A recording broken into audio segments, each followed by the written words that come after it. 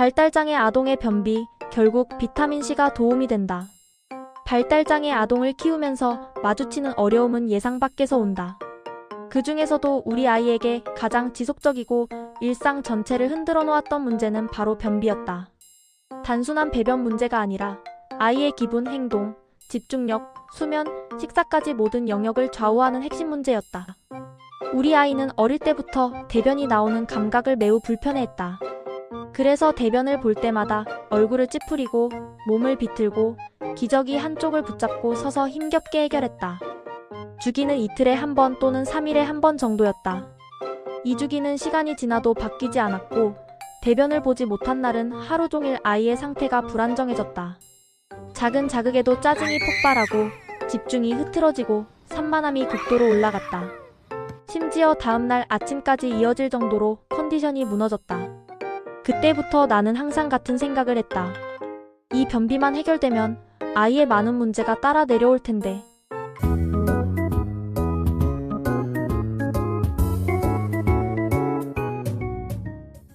그러던 어느 날 영양관리를 위해 기능의학 병원을 방문하게 되었다. 변비 때문이 아니라 단순히 비타민 주사를 맞기 위해서였다.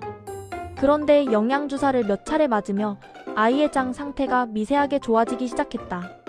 예전처럼 단단하게 굳은 변이 아니라 조금은 점도가 살아있는 형태로 바뀌는 것을 직접 확인할 수 있었다. 대변이 바뀌기 시작한다는 사실만으로도 희망이 생겼다. 그래서 의사 선생님께 자연스럽게 그동안의 변비 고민을 털어놓았다. 그러자 선생님은 즉시 말했다. 우리 병원 다니면서 변비가 계속 있다. 그건 있을 수 없는 일입니다. 이 말이 강하게 기억에 남았다. 그리고 이어서 명확한 조언이 나왔다. 비타민C를 고용량으로 먹이세요. 장 안의 수분 공급이 충분히 이뤄지면 변이 부드러워지고 배변이 자연스러워집니다. 이 조언이 전환점이었다. 그날부터 우리는 비타민C를 메가도스 방식으로 천천히 증가시키며 아이의 반응을 관찰했다.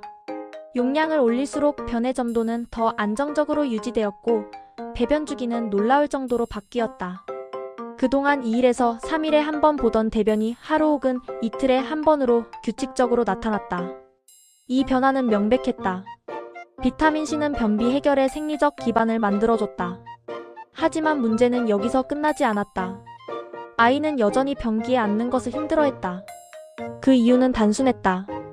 기저귀에 배변하던 습관이 깊게 자리 잡고 있었기 때문이다.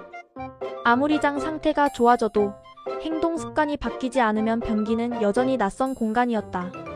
아이는 변기에 앉으면 바로 일어나려고 했고 불편함을 표정과 몸짓으로 강하게 드러냈다.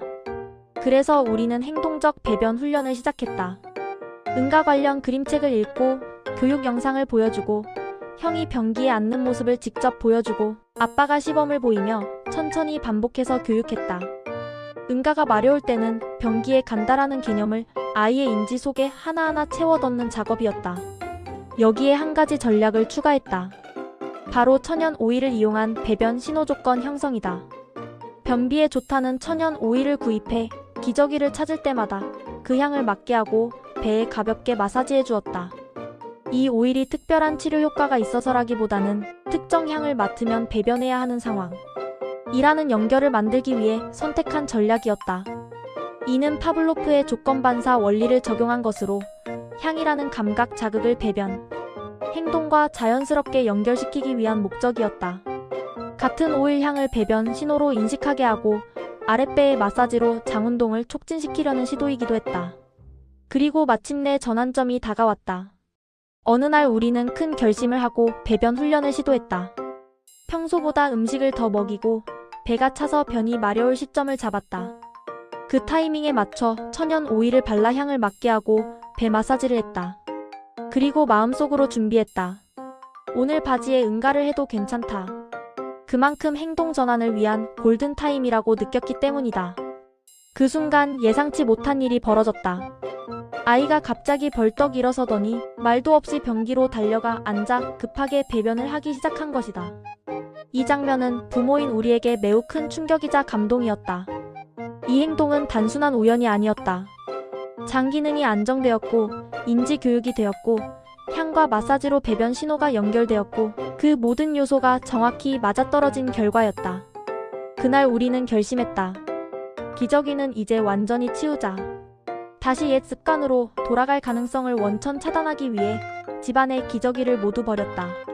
그 후에도 우리는 꾸준히 변비 관리 루틴을 유지했다. 비타민C 조절, 천연 오일 신호 잡기, 배 마사지, 그리고 하루 1회 배변 루틴 만들기. 아이는 여전히 배변을 즐거운 감각으로 느끼진 못한다. 변기에 오래 앉아있는 것을 지루해하고 배변의 감각도 부담스러워한다. 하지만 중요한 점은 변비가 해결되었다는 것, 그리고 아이 스스로 변기에 대변을 하고 있다는 것이다.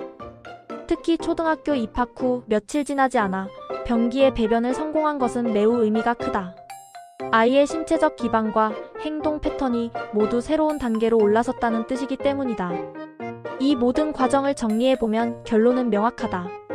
발달장애 아동의 변비는 생리적 문제와 행동적 문제가 동시에 존재한다.